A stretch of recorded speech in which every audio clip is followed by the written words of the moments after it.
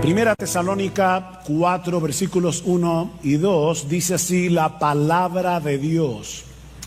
Por lo demás, hermanos, os rogamos pues y os exhortamos en el Señor Jesús, que como habéis recibido de nosotros instrucciones acerca de la manera en que debéis andar y agradar a Dios, como de hecho ya andáis, así abundéis en ello más y más.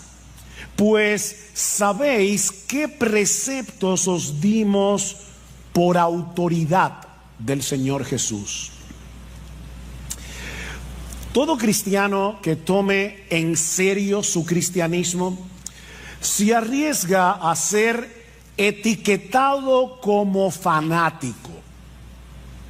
No voy a preguntar a cuántos de ustedes aquí alguna vez en su vida cristiana le han llamado fanático, pero estoy seguro que probablemente muchos de ustedes levantarán la mano. Ahora, ¿saben lo triste de esto, mis hermanos? Que no solo el mundo incrédulo suele etiquetar a cristianos que toman en serio su vida cristiana como fanáticos, sino que a veces eso ocurre dentro de la iglesia. Dentro de aquellos que profesan ser creyentes. Sin embargo, existe una enorme diferencia entre un cristiano piadoso, entre un cristiano maduro y un fanático.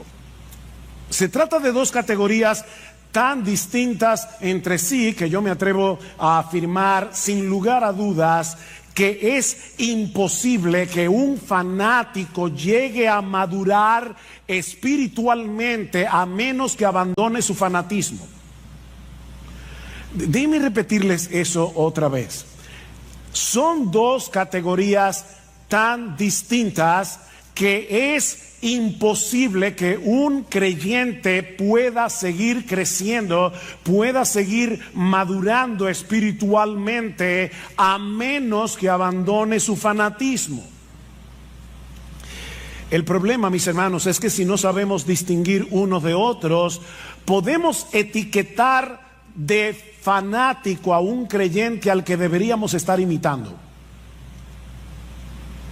Yo me pregunto, ¿en cuántas de nuestras iglesias Pablo habría sido considerado un fanático? ¿O María de Betania? ¿O el mismo Señor Jesús? El diccionario de la Real Academia define el término fanático como alguien que defiende con tenacidad desmedida y apasionamiento creencias u opiniones religiosas, o alguien que está preocupado o ciegamente entusiasmado por una cosa. La palabra ciegamente es importante aquí. Si juntamos todo esto, el fanático es un individuo que posee un entusiasmo ciego, es decir, sin ninguna base racional por creencias u opiniones religiosas que él defiende con una tenacidad desmedida. R.C. Sproul lo define, esta me encanta, como una persona que habiendo perdido de vista su meta, redobla sus esfuerzos por alcanzarla. Una persona que habiendo perdido de vista su meta, redobla sus esfuerzos por alcanzarlas. En otras palabras, él va corriendo hacia ningún sitio y al del que se le mete en el medio. Eso es un fanático. Hermanos, la verdadera piedad también es apasionada. La verdadera piedad es fervorosa, pero a diferencia del fanatismo se trata de una pasión y de un fervor bien informado, bien dirigidos. Usando como referencia la definición de Sproul, el creyente piadoso también se esfuerza para alcanzar una meta, pero no es un entusiasmo ciego, sino que surge de una fe que descansa en lo que Dios ha revelado de sí mismo y de nosotros como cristianos en su palabra. Este creyente, y yo espero poder estar hablando de ti esta mañana. Este creyente quiere vivir su vida de tal manera que esa meta trazada por Dios mismo, esa meta suprema, gobierne todo lo que hace, cada decisión que toma, la forma como se relaciona con los demás, absolutamente todo. Ahora, ¿cuál es esa meta? Trazada por Dios. O déjame ponértelo de otra manera. Si tú eres cristiano, si tú profesas ser cristiano, ¿qué es lo que Dios quiere de ti? Bueno, lee otra vez conmigo el versículo 1.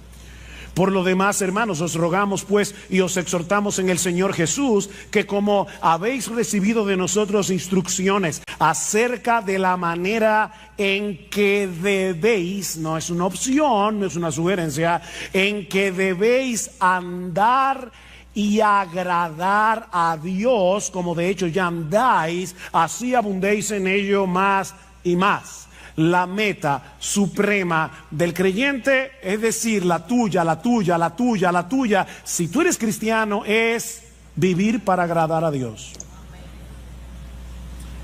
La meta suprema del cristiano es vivir para agradar a Dios. Eso era lo que Pablo les había enseñado a estos nuevos creyentes en Tesalónica. Vieron en el versículo 1, como dicen en la mitad, que como habéis recibido de nosotros instrucciones, o sea, ya ellos habían sido instruidos cuando Pablo, Silas y Timoteo visitaron la ciudad de Tesalónica por primera vez. Ahora, recuerden, hermanos, que Pablo y su equipo misionero solo estuvieron unas pocas semanas en Tesalónica antes de tener que salir de la ciudad por la persecución que se desató contra ellos. Y en ese breve tiempo, una de las cosas que ellos enseñaron a estos recién convertidos es que ellos debían vivir para agradar a Dios. De hecho, Pablo les recuerda en el capítulo 2, si van conmigo por favor al capítulo 2, en el versículo 10, Pablo dice: vosotros sois testigos y también Dios de cuán santa, justa e irreprensiblemente nos comportamos con vosotros los creyentes, así como sabéis de qué manera os exhortábamos, alentábamos e implorábamos a cada uno de vosotros como un padre lo haría con sus propios hijos, para que anduvierais como es digno del Dios que os ha llamado a su reino y a su gloria. Eso fue lo que Pablo, Silas y Timoteo le enseñaron a estos tesalonicenses recién convertidos en las pocas semanas que tuvieron allí. Compórtense como es digno del Dios que os llamó a su reino y a su gloria. Así que mi hermano, mi hermana, no importa si tú te convertiste hace 30 años, no importa si tú te convertiste hace 2 semanas, la meta suprema de tu vida debe ser agradar a Dios en todo lo que haces. La meta de tu vida es vivir como es digno de ese Dios que en una manera eficaz te llamó personalmente con nombre y apellido para que tú compartas su reino y su gloria. Te repito, yo no sé si te convertiste hace 30, 40, ahora en la actividad que teníamos con los nuevos hermanos de la iglesia que fueron recibidos recientemente. Les decía: bueno, mi nombre es Ugel Michelén, tengo 45 años de convertido. No importa. Y yo me convertí hace 6 meses, no importa. La meta tuya y la mía es exactamente la misma. Yo con 45 años, tú con 6 meses. Vivir para agradar a Dios. Vivir como es digno de ese Dios que nos llamó a ser parte de su reino y de su gloria. En otras palabras, como bien señala un comentarista, debemos vivir en este mundo caído, déjame ponértelo más fácil, según las directrices, los valores, las prioridades y la gloria de tu destino final. Eso fue lo que Pablo, Timoteo y Silas enseñaron a estos creyentes de Tesalónica tan pronto vinieron a Cristo en arrepentimiento y fe, y ahora que Pablo les escribe esta carta, les dice exactamente lo mismo. Versículo 1 otra vez: por lo demás, hermanos, os rogamos de nuevo y os exhortamos en el Señor Jesús de nuevo, que como habéis recibido instrucción cuando nosotros estábamos con ustedes personalmente en la ciudad, ahora les repito, vivan agradando a Dios. Otra vez, Pablo les ruega. Esa palabra significa pedir encarecidamente. Yo les pido encarecidamente, luego los exhorta. Esta palabra tiene muchas acepciones en el idioma original, pero podemos traducirla aquí: os ordenamos, como un capitán lo hace con su tropa. Piénsenlo así: que vivan para agradar a Dios. Pablo era un buen pastor, y como un buen pastor, él se dirige a ellos con ternura: os rogamos, y con firmeza os ordenamos. ¿Ven? Ternura y firmeza al mismo tiempo. Y les recuerda que su ruego y su exhortación llevaban el sello de la autoridad del mismo Cristo. Os rogamos y exhortamos en el Señor Jesús. En otras palabras, como aquellos que hablan y escriben en el nombre del Señor Jesús. ¿Recuerdan la gran comisión? Jesús posee toda autoridad en el cielo y en la tierra, y Él es el que nos ruega y nos exhorta por medio de sus apóstoles y ahora por medio de su palabra, que tengamos como meta suprema en nuestras vidas vivir para agradar a Dios. Cuando queremos agradar a una persona, procuramos causarle satisfacción, complacerla, satisfacer sus expectativas, ¿no es así? Bueno, mis hermanos, nuestra meta en la vida, miren qué simple, es causarle satisfacción, es complacer, es satisfacer las expectativas de Dios. Esa es nuestra meta, según lo que Él nos ha revelado en su palabra, no según lo que a mí me parece. Nuestra meta, mis hermanos, no es agradarnos a nosotros mismos. Nuestra meta obviamente no es agradar al mundo. De hecho, Pablo nos dice en Gálatas capítulo 1 versículo 10 que no se puede vivir agradando a Dios y agradando al mundo al mismo tiempo. Eso no se puede. Dice: pues busco ahora el favor de Dios o el de los hombres, pregunta Pablo, o trato de agradar a los hombres. Pues si todavía agradara a los hombres, no sería siervo de Cristo. No se puede ser siervo de Cristo y vivir tratando de agradar a los hombres. Esas dos metas son incompatibles. Es como tratar de ir a Santiago y a Samaná al mismo tiempo. No se puede. Por otro lado, esta meta excluye vivir la vida cristiana en automático. ¿Y eso qué significa? Bueno, tratar de cumplir con una serie de reglas, de deberes, por las reglas y por los deberes en sí mismos. ¿Por qué tú viniste a la iglesia hoy? ¿Por qué cuando los hermanos estaban cantando tú estabas cantando? Porque es lo que se espera de ti como cristiano. Tengo que hacer esto porque eso es lo que el cristiano está supuesto a hacer. No, mis hermanos, no. Hacemos lo que hacemos y dejamos de hacer lo que dejamos de hacer porque nosotros queremos agradar a Dios.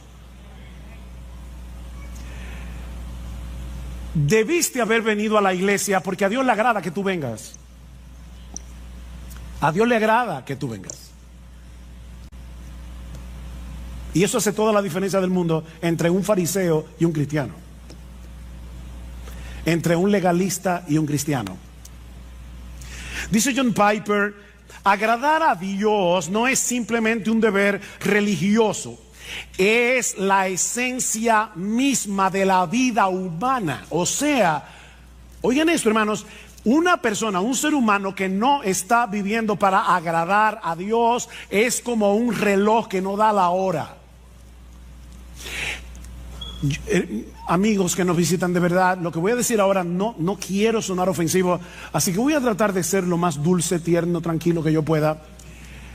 Una persona que no vive para agradar a Dios no sirve para lo que fue creado.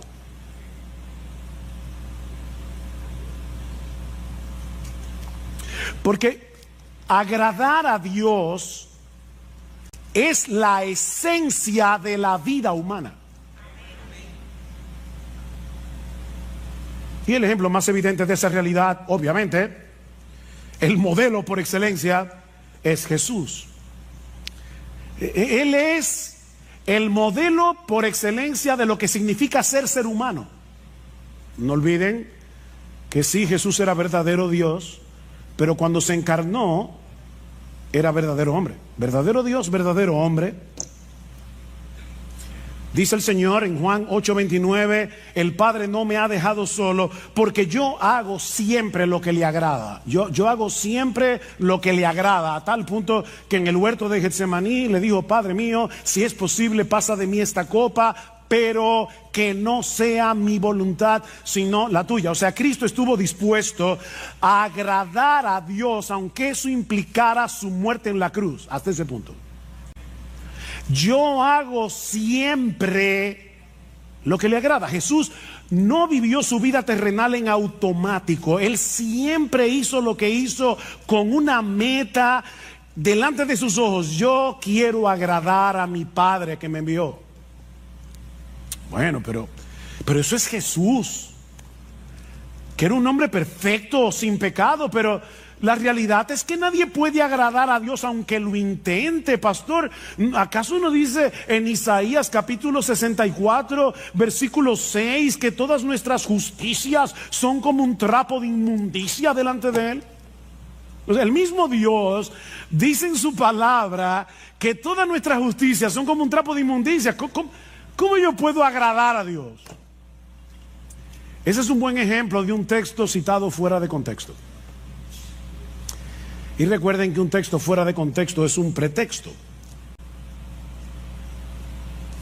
Si tú lees con cuidado los capítulos que rodean Isaías 64:6, te vas a dar cuenta que Dios está hablando aquí de aquellos que presentaban sus sacrificios sin estar acompañados de una fe sincera y sin tomar en cuenta lo que Dios había prescrito en su palabra acerca de estos sacrificios. En otras palabras, estos israelitas pensaban que el mero hecho de practicar un ritual, el mero hecho de presentar un sacrificio y presentarlo como les diera la gana, eso era suficiente.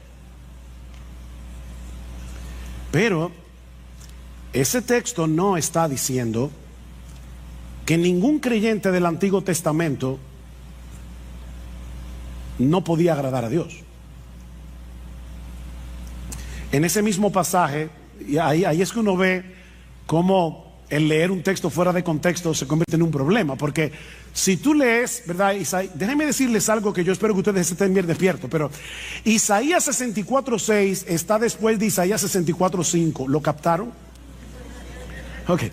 Déjame decirte lo que dice el texto anterior, Isaías 64:5.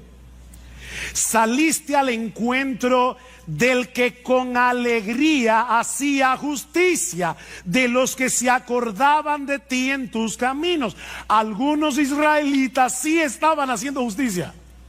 Y esas justicias no eran un trapo de inmundicia. ¿Y quiénes eran esos israelitas cuyas obras no eran trapo de inmundicia? Bueno, déjame darte ahora algo más profundo. Isaías 64:6 está después de Isaías 64:5, e Isaías 64:5 está después de Isaías 64:4. Hoy estoy profundo. Y en Isaías 64:4 dice que los que agradan a Dios son aquellos que esperan en Él. Son aquellos que no están tratando de ganarse el favor de Dios a través de sus sacrificios. Son hombres y mujeres que esperan en Dios. De manera, mis hermanos, que si tú le estás predicando el evangelio a una persona que está tratando de ganarse la salvación, que está tratando de ganarse el cielo, está tratando de ganarse el favor de Dios a través de sus obras y no por medio de la fe, tú puedes citarle sin problemas Isaías 64:6 y decirle: ay, lamento decirte que todas tus obras de justicia son como un trapo de inmundicia delante de Dios, no te sirven para nada. Pero si estamos hablando con un creyente justificado solo por gracia, solo por Cristo y solo por medio de la fe, que en dependencia del Espíritu Santo está tratando de agradar a Dios, este versículo no aplica. No aplica. En el mismo texto en el que Pablo dice que la salvación es por gracia, por medio de la fe y no por obras, para que nadie se gloríe, Pablo termina diciendo que somos hechura suya, creados en Cristo Jesús para buenas obras, las cuales Dios preparó de antemano para que anduviésemos en ellas. El cristiano no está tratando de agradar a Dios para ganarse algo, no está tratando de agradar a Dios para ganarse el cielo, para ganarse su favor, sino porque ya fue favorecido de pura gracia, aunque él no lo merecía, porque él confió en la persona y la obra de Cristo. Este creyente quiere vivir para agradar a Dios, dependiendo de la misma gracia que lo salvó. ¿Ven? Él es salvo por gracia, obediente por gracia, hace buenas obras por gracia. Él está dependiendo de la misma gracia que lo salvó. 1 Corintios 15:10, Pablo dice: por la gracia de Dios yo soy lo que soy. Su gracia no ha sido en vano para conmigo. O sea, su gracia ha estado operando en mí para que yo haga todo lo que hago. Es su gracia. En otras palabras, yo quiero convencerte en esta mañana de que tú puedes agradar a Dios. Podemos agradar a Dios porque ya Dios nos capacitó para agradarlo y puso en nosotros por su Espíritu el deseo de hacerlo. Nos capacitó y nos motiva. Uno de los pasajes del Nuevo Testamento que mejor expresa esa misteriosa interacción entre el obrar de Dios y nuestro obrar, y de paso es uno de mis textos favoritos del Nuevo Testamento, es Hebreos capítulo 13, versículo 20 y 21, en una doxología donde Pablo expresa lo siguiente: y el Dios de paz, que resucitó de los muertos a nuestro Señor Jesucristo, el gran pastor de las ovejas, por la sangre del pacto eterno, os haga, ese buen pastor, os haga aptos en toda buena obra, para que hagáis su voluntad. Ahora el misterio: haciendo Él en vosotros lo que es agradable delante de Él por Jesucristo. Haciendo Él en vosotros lo que es agradable delante de Él por Jesucristo, al cual sea la gloria por los siglos de los siglos. Amén. Nuestro gran pastor no solo derramó su sangre por nosotros en la cruz para el perdón de nuestros pecados, sino que ahora Él continúa fortaleciéndonos, Él continúa capacitándonos internamente. Él continúa manteniendo viva nuestra fe para que podamos hacer lo que es agradable para Dios. Insisto en lo de la fe porque la Biblia dice en Hebreos capítulo 11, versículo 6, que sin fe es imposible agradar a Dios.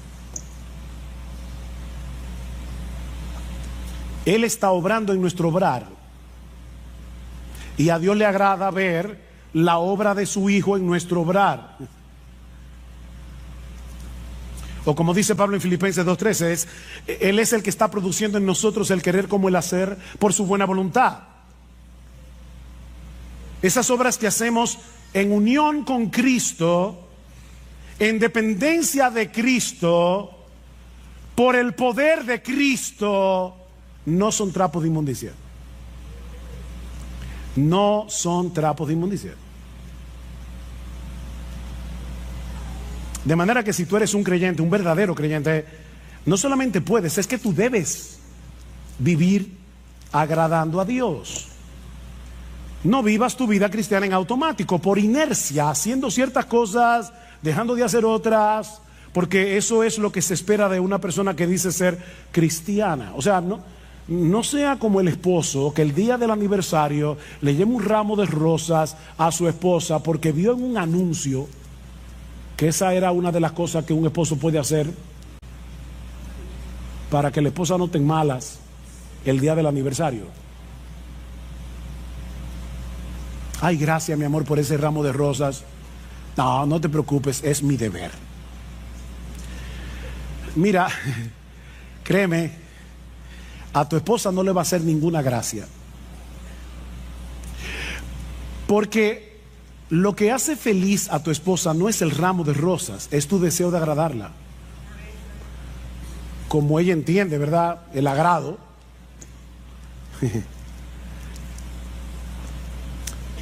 Bueno, en un grado infinitamente superior,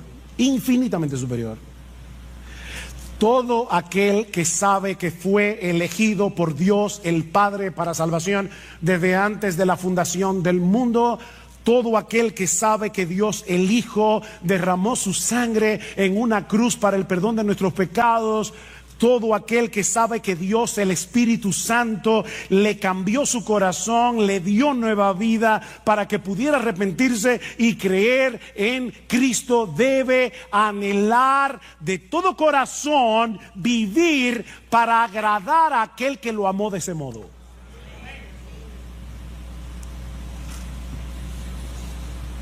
¿Y cómo luce esa vida que agrada a Dios? O planteándolo de otro modo, ¿cómo podemos los creyentes vivir de tal manera que Dios se agrade con nosotros? Bueno, en el resto del pasaje, hasta el versículo 12, Pablo va a decir algunas cosas que vamos a estudiar más adelante. Eso incluye la pureza sexual, versículos 3 al 8. Una de las cosas que vamos a ver allí es cómo nosotros podemos vencer la impureza sexual, la inmoralidad sexual. Pablo habla de eso en ese texto. Pero la pureza sexual es algo que agrada a Dios. En los versículos 9 al 10 vemos que el amor entre los hermanos es algo que agrada a Dios. Y ahora sorpréndete, en los versículos 11 y 12 vemos que a Dios le agrada ver a una persona siendo responsable en su trabajo. ¿Tú sabías eso? Que cuando tú eres responsable en tu trabajo, a Dios le agrada eso. Eso lo vamos a ver en el texto. Yo no me estoy inventando nada. Así que en este pasaje vemos que la pureza sexual, el amor entre los hermanos, el amor creciente entre los hermanos y la responsabilidad laboral son cosas que agradan a Dios. Pero la Biblia menciona muchas otras cosas que son del agrado de Dios. En el texto que leímos al principio, en la carta de Pablo a los Colosenses, Pablo dice a estos hermanos que él está orando por ellos y pidiendo que ellos sean llenos del conocimiento de su voluntad en toda sabiduría e inteligencia espiritual, para que andéis como es digno del Señor, agradándole en todo. Pastor, en el texto griego, ¿qué significa la palabra todo? Eso mismo. Todo. Todo. ¿Y cómo yo hago eso?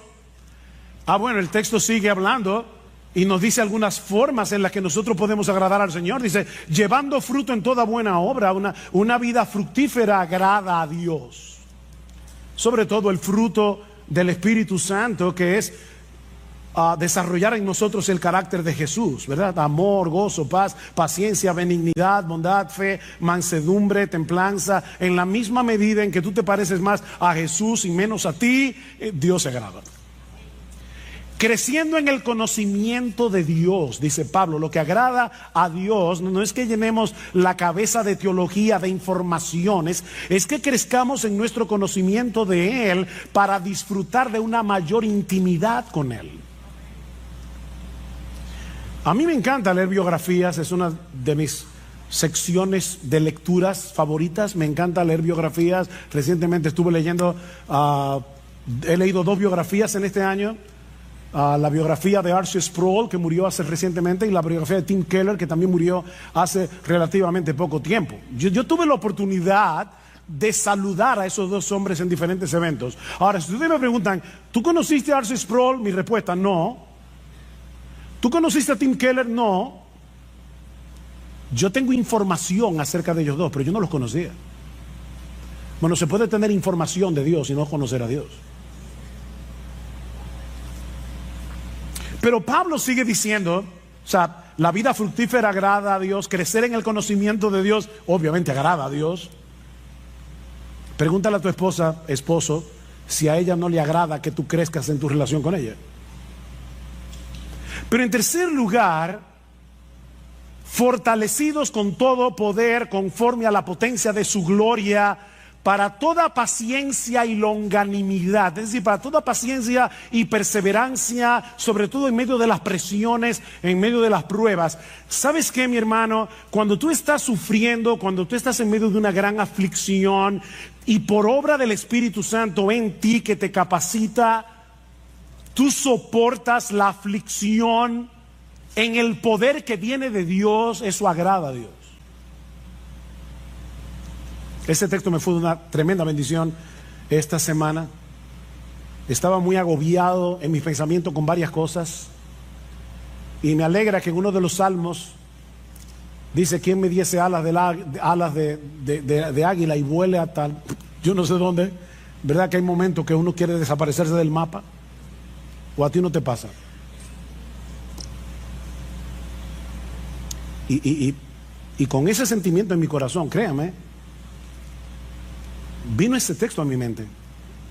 Y yo dije, no, Padre, perdóname. O sea, el asunto aquí no es huir, no es escapar, es fortalecerme en ti. Porque cuando yo hago eso, a ti te agrada, a ti te agrada que en la prueba, en el dolor, me fortalezca en Dios. Eso agrada a Dios.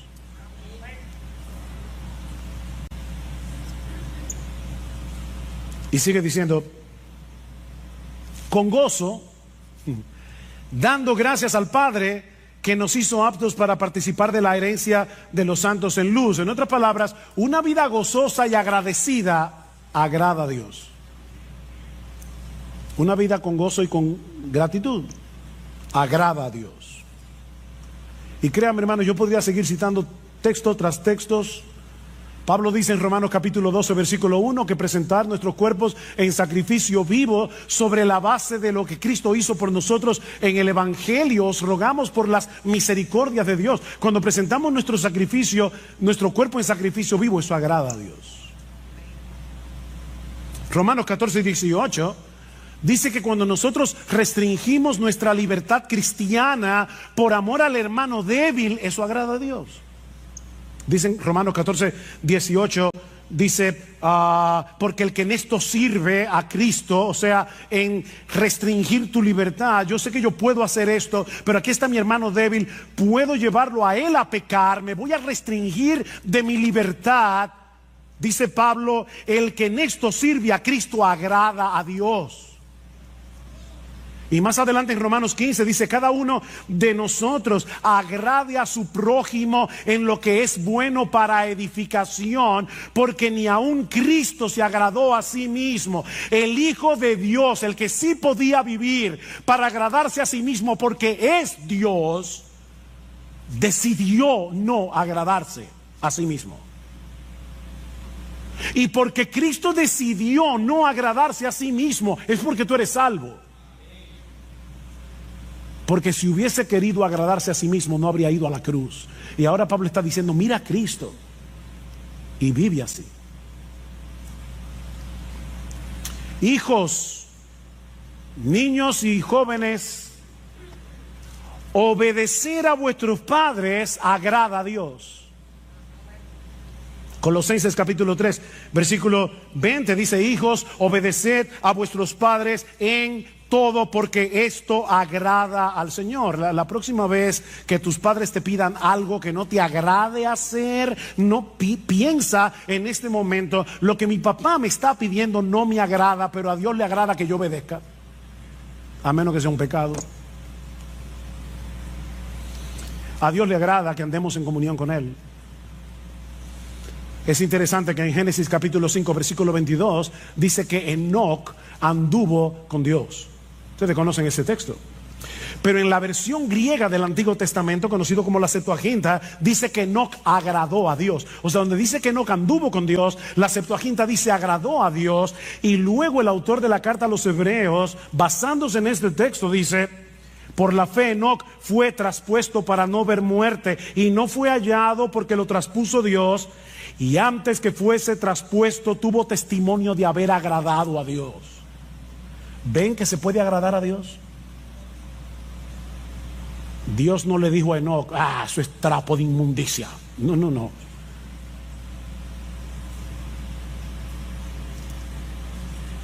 A Dios no le agrada que tú tomes tu Biblia y la leas como un fariseo porque hay que leer la Biblia.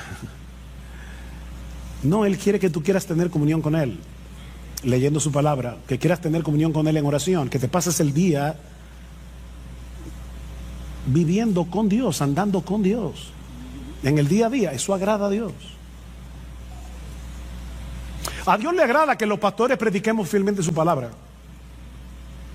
Este texto siempre es una motivación para mí. En 1 Tesalonicenses capítulo 2 versículo 4 dice Pablo que su exhortación a ellos no procedió de error, ni de impureza, ni fue con engaño, sino que así como hemos sido aprobados por Dios para que se nos confiara el evangelio, así hablamos, no como agradando a los hombres, sino a Dios. O sea, Pablo dice: cuando yo predico la palabra, yo no trato de agradar a los hombres. Claro, tampoco me digo que ofenderlos. Pero mis hermanos, cuando un pastor predica fielmente la palabra, eso agrada a Dios. A Dios le agrada que compartamos lo nuestro con el que tiene necesidad. Hebreos capítulo 13, versículo 16: y de hacer el bien y de la ayuda mutua no os olvidéis, porque de tales sacrificios se agrada a Dios. ¿Quiere que te cite más textos? No puedo. Alguien lo resume de esta manera: cada vez que tú confías, o sea, vives por fe y obedeces, estás agradando a Dios. Cada vez que tú confías y obedeces, estás agradando a Dios. Así de sencillo. Él sabe que nuestra fe no es perfecta. Él sabe que nuestra obediencia no es perfecta. Él no está esperando perfección para agradarse de nosotros. Lo que Él está esperando es que nosotros vivamos intencionalmente para Él en dependencia de Él. No te olvides, mis hermanos, que Él es nuestro Padre en virtud de nuestra unión con su Hijo. Y es a ese Padre que estamos tratando de agradar. ¿Tú te imaginas a un padre sensato, normal,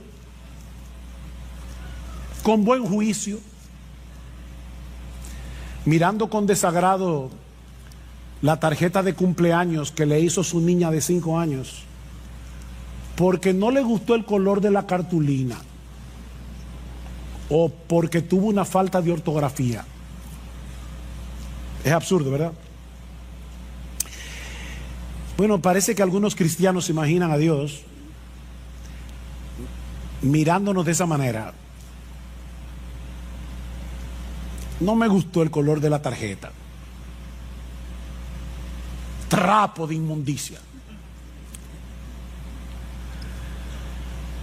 A.W. Tozer dice: de la falta de comprensión adecuada de Dios surge un mundo de infelicidad entre los buenos cristianos de hoy, un mundo de infelicidad. Y luego añade: se piensa que la vida cristiana consiste en llevar una cruz sombría y sin alivio bajo la mirada de un padre severo que espera mucho y no excusa nada.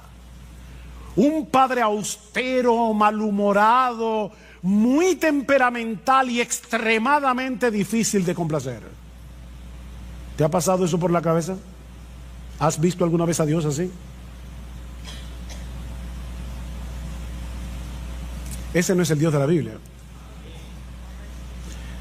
Ese no es el Dios que se nos revela en la Escritura como el Padre de nuestro Señor Jesucristo y que ha venido a ser ahora nuestro Padre por causa de nuestra unión con Él. Si eres creyente, mi hermano, ahora tú estás vestido con la ropa de gala de la justicia perfecta de Jesús y por lo tanto tus intentos de agradar a Dios no son un trapo de inmundicia, es la ropa de Jesús. Pedro dice en su primera carta que los cristianos ofrecemos a Dios sacrificios espirituales que son aceptables a Dios por medio de Jesucristo. Yo he oído hermanos que le da vergüenza cantar en voz alta porque no cantan bien. O ellos creen que no lo voy a juzgar ahora, ¿verdad? O sea, ellos creen que nacieron con oreja, pero no con oído musical. Y prefieren cantar bajito. Mira, canta.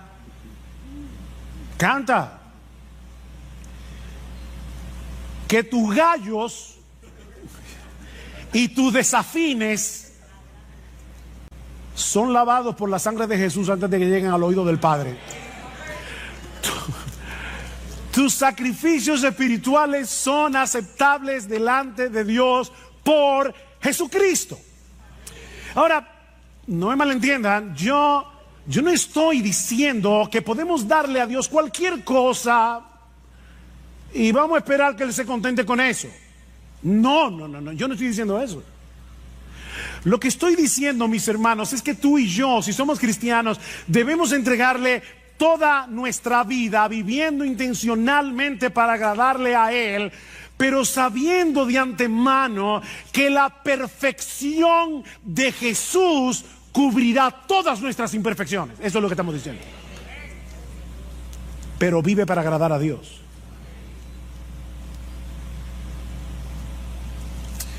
Pero el texto no termina ahí. Hay una segunda enseñanza en este pasaje. Ya vimos que la meta suprema del cristiano es vivir para agradar a Dios. Pero mucho más brevemente, no os preocupéis, mucho más brevemente, este texto también nos enseña que vivir para agradar a Dios es una meta en constante crecimiento. ¿Qué dice el texto? Por lo demás, hermanos, os rogamos, pues os exhortamos en el Señor Jesús, que como habéis recibido de nosotros instrucciones acerca de la manera en que debéis andar y agradar a Dios, como de hecho ya andáis, así abundéis en ello más y más. Que abunden en eso. La iglesia en Tesalónica era inusual en muchos sentidos. Estos creyentes estaban en un medio sumamente hostil para el cristianismo, rodeados de paganismo y de inmoralidad. Imagínense un grupo de nuevos creyentes en Nueva York, en el Bronx, pleno Manhattan, o en la ciudad de Londres, o cualquiera de esas ciudades súper secularizadas del día de hoy. Así era Tesalónica. Pero desde el momento en que Pablo y su equipo misionero le llevaron el evangelio, lo abrazaron de todo corazón, y dice en el capítulo 1, versículo 7, que ellos llegaron a ser un ejemplo para los creyentes en toda Macedonia y Acaya. O sea, en poquitas semanas, esta iglesia llegó a ser una iglesia estable, una iglesia en crecimiento, una iglesia ejemplar. Pero Pablo está empeñado en que no se estancaran espiritualmente. Ya estaban tomando en serio sus vidas cristianas. Ven al versículo 1 otra vez. Dice, como de hecho ya andáis. Ven el paréntesis. Dice, yo les exhorto a que vivan así. De hecho, ustedes están viviendo así. Pero abunden en eso. Abunden en eso. Pablo quiere que la fe de estos hermanos, su piedad, sea desbordante. ¿Qué es lo que significa la palabra abundar?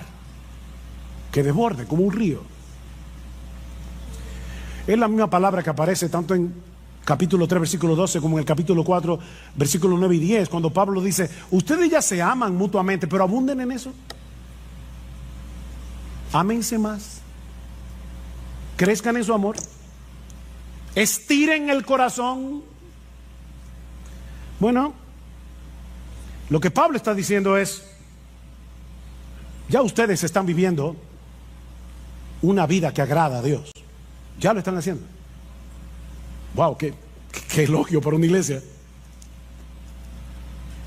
Pero no se den el lujo de quedarse donde están.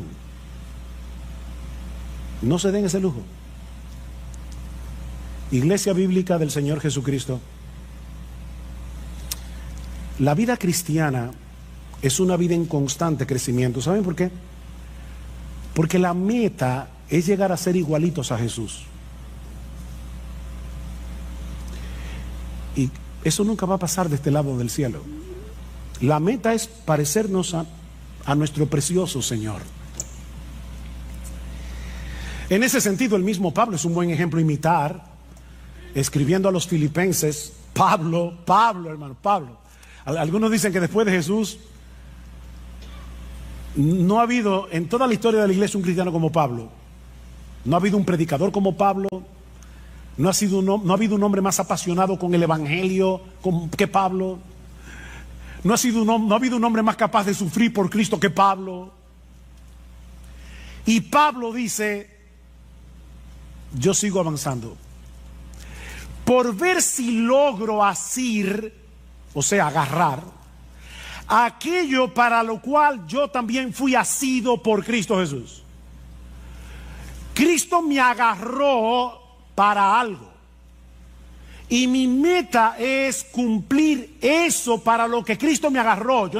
Yo no sé para qué Cristo te agarró a ti, mi hermano, pero escucha a Pablo, dice, hermanos, yo mismo no pretendo haberlo ya alcanzado, pero una cosa hago. Un hombre de una sola cosa, una sola meta, una cosa hago, olvidando ciertamente lo que queda atrás y extendiéndome a lo que está delante. Prosigo a la meta, al premio del supremo llamamiento de Dios en Cristo Jesús. ¿Han visto esos corredores cuando están llegando a la meta, sacan el pecho para ser los primeros que rompan la cosa esa, no sé cómo se llama, la cinta? Bueno, eso es lo que Pablo está diciendo. Yo estoy corriendo, pero es con el pecho afuera. Yo quiero romper esa cinta. Bueno, si Pablo no pretendía haberlo alcanzado, saca tu conclusión. Mis hermanos, eso no es fanatismo.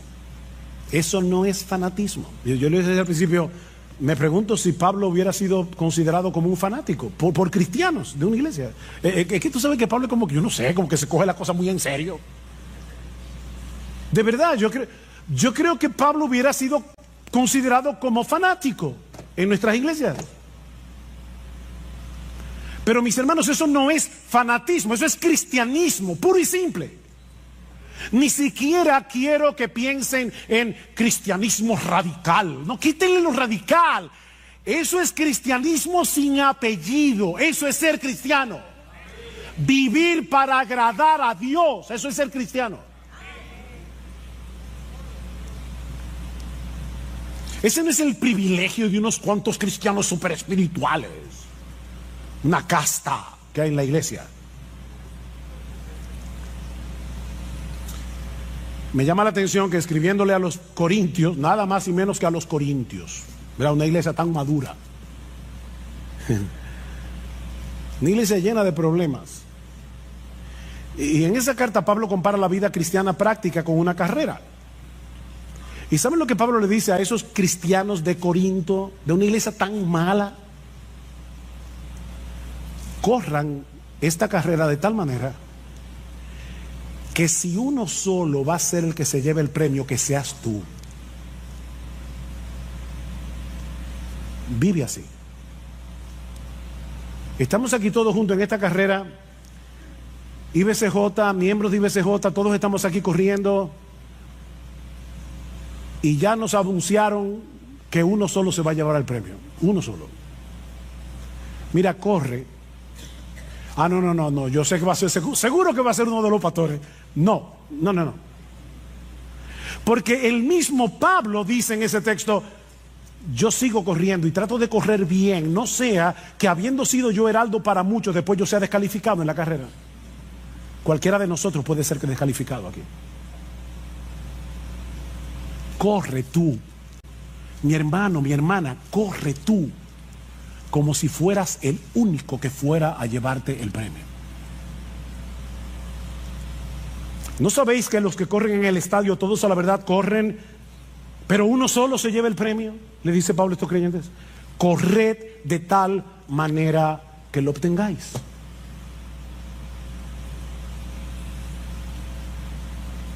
De nuevo, mi hermano, mi hermana, yo no sé cuántos años tienes que te convertiste al Señor. ¿10 años? ¿30 años? ¿45 años? ¿15 días? ¿Fue ayer? La meta suprema de tu vida no puede ser otra que procurar intencionalmente agradar a Dios en todo lo que haces. No para ganarte nada de Dios, no para ganarte su favor, no, sino porque ya fuiste favorecido gratis por causa de Jesús. Alguien dijo, y me encanta esta frase, la he repetido otras veces en este púlpito: no trates de impresionar a Dios, que ya Cristo lo impresionó por ti.